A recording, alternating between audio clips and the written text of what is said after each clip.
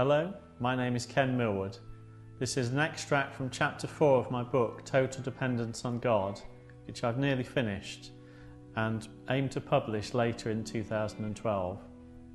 This is Barbara's story about God's faithfulness. I met Barbara at a Christian hotel in the Forest of Dean. She was not used to speaking in front of others, but wanted to share her story with us. She began by saying how she used to feel like a clown wearing a painted mask until she came to realise how God had been so faithful to her. Barbara was born the youngest of three in what she termed a happy family. Her parents didn't believe in God, but religiously sent all three children to church each Sunday. When she was 14, Barbara was challenged by the preacher's words, "Do you know where you would go if you died tonight?" Partly out of fear, as well as a desire to know God, she decided to become a Christian.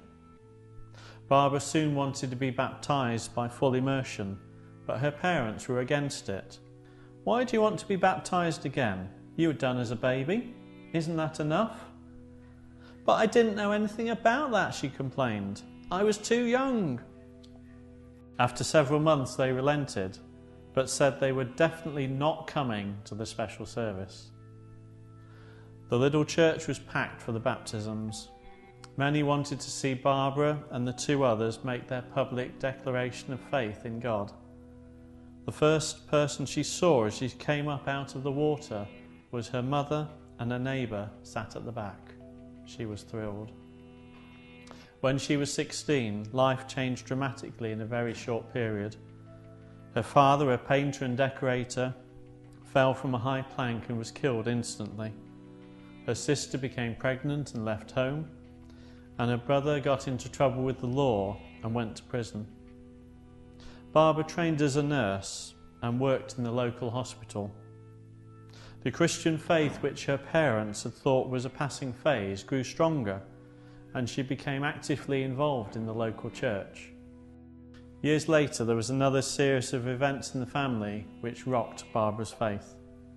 Her great niece died 2 weeks before her 5th birthday from a brain tumour, and her niece was also desperately ill and close to death. Barbara asked people to pray, and the niece recovered, although her voice was different. Then a nephew was killed in a motorcycle accident. Barbara began to question God and to feel she was losing her faith. Why had all these terrible things happened? Where was God in all this?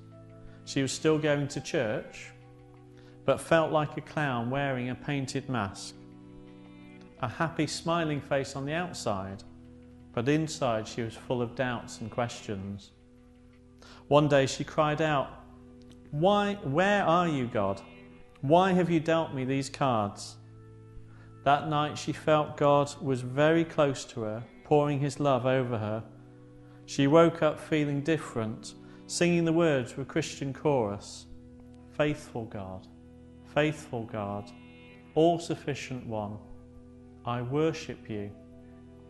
Shalom, my peace, my strong deliverer, I lift you up, faithful God." Her joy had returned, and when she looked back, she suddenly saw how God had always been faithful to her. The prayers for her niece had been answered. All through the hard times, the sad times, the lonely times, even the times of doubt and despair, God had been very close to her, and he truly was a faithful God, a God she knew she could depend upon.